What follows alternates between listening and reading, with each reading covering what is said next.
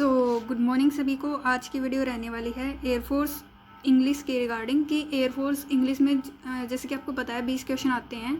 कौन से टॉपिक से कितने क्वेश्चन आते हैं एंड चैप्टर वाइज वेटेज क्या है। अगर आपको ये ही नहीं पता होगा कि आपको पढ़ना क्या है, आप रैंडमली टॉपिक उठा के पढ़ोगे तो उससे कोई फ़ायदा होने वाला नहीं है। आज की वीडियो मैं इसीलिए बना रही हूँ ताकि आपको पता चल जाए कि इस टॉपिक से कितने क्वेश्चन आ रहे हैं एंड आप अपनी प्रिपरेशन उसी के हिसाब से करो। चलिए आज की वीडियो स्टार्ट करते हैं। एंड देखो, सबसे पहले जैसे कि इंग्लिश में आपको पता है 3 ही पोर्शन होते हैं। पहला होता है आपका ग्रामर, फिर वोकैब एंड फिर कंप्रीहेंशन। तीनों एयरफोर्स में इजी लेवल के पूछे जाते हैं। आपको ड्राइंग लोग मैं बताऊंगी आपको कंप्रीहेंशन में कैसे ड्राया जाएगा। सबसे पहले मैं कंप्रीहेंशन की बता देती हूँ क्योंकि इसमें आते हैं 5 क्वेश्चन। एक तो आता है आपका पैसेज का, पैसेज में आते हैं 4 क्वेश्चन एंड एक आता है PQRS जिसका भी 1 क्वेश्चन आता है। PQRS में ऐसे है कि आप 100 क्वेश्चन भी प्रैक्टिस कर ले जाओगे ना, किसी भी अच्छे टीचर से, कोई भी करवा रहा हो। अगर देखो इसमें ये है कि आप PQRS का 1 क्वेश्चन आएगा एयरफोर्स में बिल्कुल ईजी आएगा, जिसने बिल्कुल भी नहीं पढ़ा वो भी कर ले जाएगा। लेकिन क्या पता कैसे हार्ड क्वेश्चन पूछ ले, तो उसके लिए आपको प्रैक्टिस करनी पड़ेगी। इसके लिए 100 क्वेश्चन ही इनफ है। अगर आपने 100 क्वेश्चन लगा लिए PQRS तो आप आराम से कर ले जाओगे। डेली के आप 10 क्वेश्चन भी लगाओगे 10 दिन में आप हो जाएगा। मैं तो ये कहती हूँ 100 भी बहुत ही ज़्यादा है। अब मैं क्या ही कहूँ, अभी तो आपके पास टाइम है तो आप कर सकते हो, आराम से कर ले जाओगे PQRS को। तो PQRS क्या होता है, एक सेंटेंस होता है पूरा, उसको स्प्लिट कर देते हैं 3-4 पार्ट्स में। ABCD का नाम दे के ABCD, PQRS का भी नेम दे देते हैं कि पहले कौन सा पार्ट आएगा बाद में कौन सा आएगा। तो जैसे कि आपको पता है सबसे पहले नाउन या प्रोनाउन से सेंटेंस की स्टार्टिंग होती है, इम्पेरेटिव सेंटेंस वर्ब से स्टार्ट होते हैं। ऐसे आपको सेंटेंस की सेंस समझनी है एंड देन आपको उसको अरेंज करना है। तो ऐसे PQRS आएंगे। 1 क्वेश्चन आएगा बिल्कुल इजी आएगा, कर ले जाओगे। देन आता है आपका पैसेज में आते हैं आपके 4 क्वेश्चन एंड ये क्वेश्चन बिल्कुल इजी आएंगे। इनके आंसर खुद पैसेज में होंगे। ऐसा नहीं है कि आपको अलग से SSC की तरह कि वो पूछ रहे हैं, ऐसा कुछ नहीं होगा। बिल्कुल बेसिक से पैसेज आएंगे जैसे आपने 12th क्लास में पढ़े होंगे, बस वैसे ही। कोई भी लेवल इसका ज़्यादा नहीं आएगा। पैसेज की ये है कि आप डेली एक पैसेज प्रैक्टिस करो, बस पैसेज आराम से हो जाएगा। बाकी इसकी डिटेल स्ट्रेटेजी की मैं अलग से वीडियो लाऊंगी क्योंकि इसमें मैं बता देती हूँ कि आपको टॉपिक कौन कौन से पढ़ने हैं। उसमें मैं बता दूँगी कहाँ से पढ़ने हैं एंड कैसे पढ़ने हैं। कंप्रीहेंशन आप कर ले जाओगे, बिल्कुल ईजी रहेगा। 5 क्वेश्चन आएंगे एंड ये फ्री के नंबर होते हैं रीडिंग कंप्रीहेंशन की, ठीक है, बिल्कुल आराम से हो जाएगा। देन हम बात करते हैं ग्रामर सेक्शन की, क्योंकि वोकैब की मैं बाद में बताऊँगी कौन सी बुक वगैरह भी फुल होते हैं। तो इसमें एरर के क्वेश्चन आते हैं आपके 4 जिसमें से एरर होंगी। एंड एरर कौन कौन से टॉपिक से आएंगी, प्रीपोजिशन से आ सकती हैं, कंजक्शन से आ सकती हैं, नाउन से आ सकती हैं, एडजेक्टिव से आ सकती हैं, टेंस से आ सकती हैं एंड मॉडल से आ सकती हैं। मोस्टली मैं बताऊं तो आपको प्रीपोजिशन, कंजक्शन, नाउन, वैसे तो आपको सारे टॉपिक ही करने पड़ेंगे क्योंकि अगर आप सीधे ही किसी टॉपिक पर जंप कर जाओगे तो आपको वो समझ में नहीं आएगा। अगर मान लो आपने प्रिपरेशन करी है, आपने नाउन प्रोनाउन बेसिक से टॉपिक छोड़ दिए एंड एग्जाम में उसी से क्वेश्चन आ जाएगा तो इसलिए आपको टॉपिक तो सारे करने हैं। बस ये है कि एक बार सारे टॉपिक कर लो, उसके बाद में जब आप रिवाइज करो तो इंपॉर्टेंट टॉपिक कर लेना, क्योंकि एक बार तो सिलेबस पूरा कंप्लीट करना पड़ेगा ना आपको। मॉडल से क्वेश्चन आते हैं, सिंटैक्स से आते हैं, जिसको आप सब्जेक्ट वर्ब एग्रीमेंट कहते हैं, टेंस वगैरह से क्वेश्चन आते हैं। तो मैंने बता दिया एरर स्पॉटिंग में एंड फिलर्स में भी इसी से क्वेश्चन आते हैं, कभी कभी प्रीपोजिशन से आ जाता है। एंड प्रीपोजिशन तो इम्पोर्टेंट टॉपिक आप छोड़ ही नहीं सकते क्योंकि इसमें आते हैं fixed preposition like in spite of या डिस्पाइट ऑफ ऐसे, and deals with, deals in, ऐसे कि आपको किसके साथ क्या यूज़ करना, like angry with, angry to, अगर किसी पर्सन के साथ एंग्री हो तो क्या एंग्री विद यूज़ होगा या फिर एंग्री टू। ऐसे प्रीपोजिशन आती हैं, इसमें फिक्स्ड प्रीपोजिशन होते हैं। जैसे कि मैंने बता दिया 1 क्वेश्चन आता है। वॉइस एंड नरेशन से एक क्वेश्चन आते हैं एंड ये बहुत ही ईजी टॉपिक है वॉइस एंड नरेशन एंड ये फ्री के नंबर हैं अगर आप करके जाओ तो। वॉइस इतनी ज़्यादा कुछ हार्ड नहीं आती है, अगर आपने कॉन्सेप्ट वगैरह कर लिए एंड इसकी अच्छे से प्रैक्टिस कर लो ना, आप आराम से वॉइस नरेशन हो जाएंगे।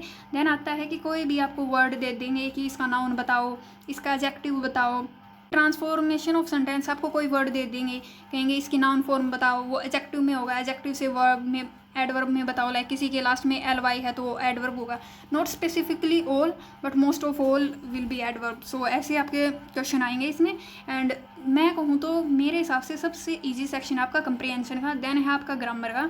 एंड अब बात करते हैं वोकैब की। वोकैब के आते हैं 4 क्वेश्चन। जैसे कि मैंने कई जगह पे देखा है वोकैब इतनी ज़्यादा हार्ड को तो क्या कहूँ, वोकैब तो जैसे मान लीजिए 500 वर्ड वोकैब के कर लिए एंड टू एंड साइनों के, आपकी किस्मत अच्छी होगी तो आप उसी में से कोई वर्ड आ जाएगा, नहीं तो नहीं आएगा। तो मेरा मानना ये है कि वोकैब पे आप अपना ज़्यादा टाइम वेस्ट ना करें, क्योंकि इसमें 4 क्वेश्चन आते हैं। लाइक एक तो आता है 1 वर्ड सब्सटीट्यूशन, टॉप कुछ होते हैं 100-200, अगर तुम वही कर लोगे ना तो वही मोर देन इनफ होंगे 1 word substitution. Particular air force exam, उससे ज़्यादा आपको कुछ करने की भी जरूरत नहीं है इसमें। एंड स्पेलिंग टेस्ट, लाइक कोई भी स्पेलिंग होगी, लाइक मेरे वाले में लाइब्रेरी की स्पेलिंग आई थी, तो ऐसे स्पेलिंग पूछे जाएंगी। स्पेलिंग का तो हर बार ही क्वेश्चन आता है। ये तो आपकी रीडिंग जितनी स्किल अच्छी ज़्यादा होंगी उतने ज़्यादा आपको स्पेलिंग के बारे में पता लगेगा। लाइक आपको रीडिंग कंप्रीहेंशन के लिए आपको पढ़ना पड़ेगा। रीडिंग स्किल आपकी अच्छी होगी तभी आप ये सब कर पाओगे। तो रीडिंग में आपको पढ़ने हैं आर्टिकल न्यूज़पेपर के, या फिर ये तो खैर ज़्यादा ही हो गया, इसमें ज़्यादा थोड़ी हाई लेवल की इंग्लिश आ जाएगी आर्टिकल वगैरह में। नॉर्मली आप कोई भी स्टोरी पढ़ सकते हो, किसी भी बुक के पेज पढ़ सकते हो। तो डेली की रीडिंग की हैबिट आपको डालनी पड़ेगी। लाइक आपको डेली कुछ मतलब टारगेट बना लो कि आज मुझे 2 पेज रीड करने हैं, 3 पेज, क्योंकि ये आपकी रीडिंग स्किल अच्छी करेगा। बाकी आपकी ग्रामर वगैरह भी ठीक होगी इससे। लाइक आपको पता चलेगा, आप पढ़ोगे वैसे तो आपके दिमाग के अंदर पूरा का पूरा तो नहीं जाएगा, लेकिन कुछ परसेंट तो जाएगा। उसमें आप देखोगे भाई इस सेंटेंस के आगे ये क्यों यूज़ कर रखा है, यहाँ पे इज है तो क्यों है, आर है तो क्यों है। सो साइनों का क्वेश्चन एक एंट होगा। बच्चे इसके लिए ब्लैक बुक पढ़ते हैं, पागल हो गया तुम लोग कि एयरफोर्स के एग्जाम के लिए ब्लैक बुक कौन पढ़ेगा। मत पढ़ना मेरी मानो तो, अगर तुम्हें पढ़ना है पढ़े जाओ, वो तुमसे कभी फिनिश होगी। वो एसएससी के एग्ज़ाम के लिए है, तुमको ब्लैक बुक पढ़ने की बिल्कुल भी ज़रूरत नहीं है। वो कैब के लिए, वो कैब के लिए ये है कि क्वेश्चन तुमने पढ़ा है, तुम्हारी किस्मत अच्छी है तो उसके अंदर से आ जाए, नहीं तो नहीं आएगा।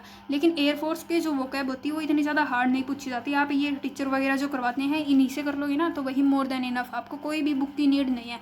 पर्टिकुलरली आपको कोई बुक की नीड है फॉर एयरफोर्स इंग्लिश बिल्कुल भी नहीं है, क्योंकि अगर आपको चाहे तो आप प्रैक्टिस के लिए कोई भी बुक ले सकते हो। लाइक अब बहुत ज़्यादा लोग सजेस्ट करते हैं नीतू सिंह की वॉल्यूम 1, आप कर सकते हो, लेकिन उसका लेवल ज़्यादा चले जाएगा एसएससी के। सो अगर आपको यही है कि मुझे इन लास्ट के 2 महीने में एग्जाम क्लियर करना है, सो आप इस तरीके से पढ़ो कि आप उसको फिनिश भी कर पाओ। अगर आप एक बुक लेके बैठ गए, आपने उसको कंप्लीट ही नहीं किया, देन आपको उसका रिवीजन भी करना है, देन दोबारा से भी रिवीजन करना, लाइक तीसरी बार चौथी बार। सो ऐसे आप उस चीज़ को कंप्लीट ही नहीं कर पा रहे। अगर आप किसी टास्क को कंप्लीट ही नहीं कर पा रहे तो आप उसको लो ही मत। सीधी सी बात है, आपको बुक लेने की ही जरूरत नहीं है। इतना फ्री में सेक्शन मैं बता रही थी पिछली वीडियो में भी कि वाईटी पर इतना फ्री की प्लेलिस्ट बता दिया आपको। एक बार मैं फिर दोबारा से बता देती हूँ सारे टॉपिक्स के। सो आपके टोटल आते हैं 20 क्वेश्चन, जैसे आते हैं ग्रामर के 4 वोकैब के एंड 5 कंप्रीहेंशन के। ग्रामर में आते हैं error spotting, filling the blanks, preposition, voice narration. And voice narration में तो आप जितना प्रैक्टिस करोगे उतना ही अच्छा होगा। बहुत ही आसान टॉपिक होते हैं ये, इंग्लिश के आराम से कर ले जाओगे। एंड ये एक आएगा noun adjective, transformation of sentence. Then आएंगे आपके साइनो एंटो, ये वेरी करता रहता है, कभी 4 क्वेश्चन आगे कभी 5 क्वेश्चन आगे, लेकिन एक्टिविटीज़ यही रहता है। Syno anto, 1 word substitution, spelling. ये मैंने पिछली बार जो एग्जाम दिया था मार्च में उसके हिसाब से बता रही हूँ कि यही पैटर्न आया था, एंड आई होप आगे भी यही पैटर्न फॉलो हो। एंड स्पेलिंग का क्वेश्चन आएंगे, और कभी कभी 1 वर्ड की जगह कोई इडियम्स वगैरह पूछ लेता है। इसमें ऐसे नहीं कि कुछ एसएससी की तरह बिल्कुल ही अलग से पूछेंगे, कुछ भी अलग से नहीं पूछेंगे, वही पूछेंगे जो पिछले कुछ सालों में पूछा जा रहा है। एंड जो टीचर करवा रहे हैं मोर देन इनफ है, उस पर ही आपको विश्वास करना होगा। लाइक अगर आप एक चीज़ पे ट्रस्ट ही नहीं करोगे अपने टीचर पर, तो how can you proceed in your life further. So इससे अच्छा है कि आप एक टीचर को मतलब वो तो मैं कल वाली स्ट्रैटेजी में बताऊंगी कि आपको किस टीचर से पढ़ना है एंड कहाँ से पढ़ना चाहिए एंड कौन सा टीचर बेस्ट है। सभी टीचर बेस्ट होते हैं, लेकिन चलो वो मैं कल की वीडियो में बता दूंगी। बाद में आपके कंप्रीहेंशन के क्वेश्चन आएंगे 5, एक आएगा आपका पैसेज का एंड एक आएगा PQRS का। सो ये मैंने बता दिया कि ये इतने ही टॉपिक पूछे जाते हैं। अब उसका कोई फ़ायदा नहीं है कि आप 20 से 25 टॉपिक देखोगे ऑनलाइन की, इतने टॉपिक हैं एंड उनको करने लग जाओगे फॉर एयरफोर्स इंग्लिश। सो वो तो पॉसिबल नहीं है प्रैक्टिकली। सो आपको वही टॉपिक पढ़ने हैं जो आपके एग्जाम में आएंगे। क्यों आपको भी अपना टाइम वेस्ट करना, जो चीज़ें पूछी ही नहीं जा रही आप उसको पढ़ोगे तो क्या फ़ायदा होगा। सो आपको एग्ज़ाम क्लियर करना है, आपको यहाँ पर कोई PhD वगैरह नहीं करनी है इंग्लिश में। मैंने आपको टॉपिक बता दिए हैं, आपको इन्हीं टॉपिक में से पढ़ना है। फालतू पढ़ोगे तुम्हारा भी कोई फ़ायदा होने वाला नहीं है एंड उसके बाद में एंड में कोई रिजल्ट आने वाला भी नहीं है। सो इससे अच्छा है कि आप वही टॉपिक पढ़ो जो एग्जाम में पूछे जाने हैं। मैंने बता भी दिया एंड अच्छे से अपनी पढ़ाई करो, आराम से क्लियर हो जाएगा। आपको बस एग्जाम ही क्लियर करना है, इसमें ज़्यादा ये नहीं कि रिसर्च करनी है। इंग्लिश कोई भी सब्जेक्ट नहीं है जिसको आप एक सब्जेक्ट की तरह पढ़ो। एक लैंग्वेज, आपने हिंदी भी कैसी पढ़ी होगी, इसको एक लैंग्वेज की तरह ट्रीट करो, न कि एक सब्जेक्ट की तरह। यही था आज की वीडियो में। अगर आपको कोई भी डाउट है रिगार्डिंग किसी भी चीज़ के सो कमेंट कर देना, अभी मैं फ्री हूँ। सो आपके सारे कमेंट्स के मैं रिप्लाई वैसे तो दे देती हूँ, लेकिन बाई चांस किसी का रह जाता है तो सॉरी। अगर कोई भी डाउट है रिगार्डिंग फॉर आपको स्ट्रैटेजी वगैरह, सो अब आई गेस फेज़ 2 तो सभी के हो गए, लाइक फेज़ 2 के मतलब बैच सेकंड के ही रहे हुए हैं, फेज़ 2 जिनके एडमिट कार्ड भी आ गए हैं।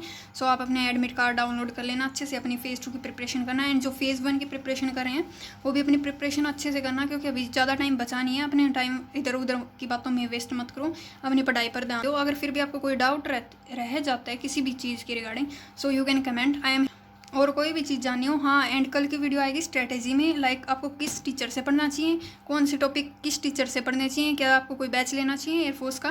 एंड का कमेंट आया था, मैंने पढ़ा था, क्योंकि मॉक टेस्ट में नंबर वगैरह कुछ इंक्रीज नहीं हो रहे, इंग्लिश में रागा वगैरह में हो रहे। सो आपका डाउट मैं कल क्लियर कर दूँगी, कल वीडियो आएगी उसमें मैं बता दूँगी कि आपको कैसे इंग्लिश पढ़नी चाहिए। So thank you.